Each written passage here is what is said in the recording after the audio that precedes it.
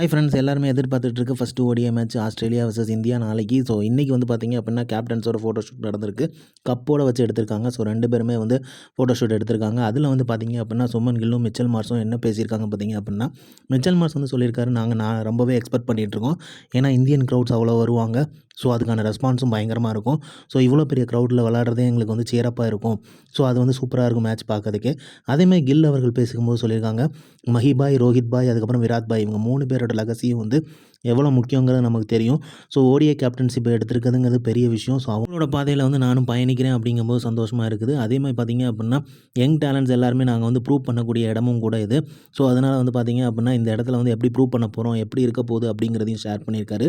அதே மாதிரி விராட் பாயும் ரோஹித் பாயும் இருக்கிறது வந்து எவ்வளோ முக்கியம் டீமில் அப்படிங்கிறதையும் சொல்லியிருக்காரு. ஏன்னா அவங்க 2 பேருமே கிட்டத்தட்ட 15 இயர்ஸ் மேலே கிரிக்கெட் போர்டில் இருக்காங்க. ஸோ அவங்க இருக்கும்போது வந்து பார்த்திங்க அப்படின்னா நமக்கு கைட்லைன்ஸ் பண்ணுறதுக்கும் சூப்பராக இருக்கும். அவங்களோட எக்ஸ்பீரியன்ஸ் வந்து அவ்வளோ இம்பார்ட்டண்ட்டான ஒரு விஷயம்.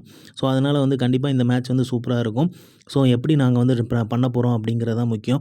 அதேமாதிரி பார்த்திங்க அப்படின்னா சச்சின் டெண்டுல்கர் ஒருத்தர் மட்டும்தான் கேப்டன்ஷிப்பில் வந்து பார்த்திங்கன்னா செஞ்சுரி அடிச்சிருக்காரு.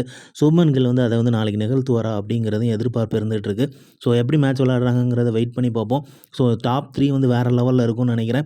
கில்லும் ரோஹித் சர்மா இறங்குவாங்க. 1 டவுன் வந்து விராட் கோலி இறங்கும்போது மேட்சே களை கட்டும் அப்படிங்கிறது நல்லாவே தெரியுது.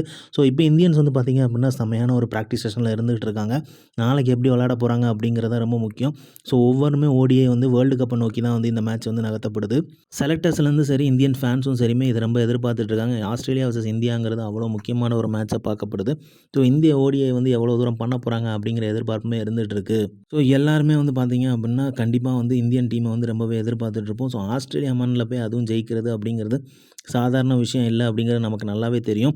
எம்எஸ் தோனி அவர்கள் வந்து நல்லாவே அதை நிகழ்த்தியிருப்பார்.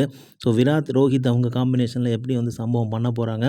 நாளைக்கு இந்தியன் டீம் யங் டேலண்ட்ஸோடு இறங்குறாங்க, இந்தியன் ஸ்குவாட் ஃபுல்லாகவே.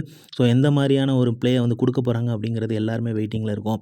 ஸோ இந்த மாதிரி கிரிக்கெட் அப்டேட் தெரிஞ்சுக்கிறதுக்கு லைக் பண்ணுங்கள், ஷேர் பண்ணுங்கள். மட்டைபந்து இன்சைட்ஸ் வந்து சப்ஸ்கிரைப் பண்ணுங்கள். தேங்க்யூ.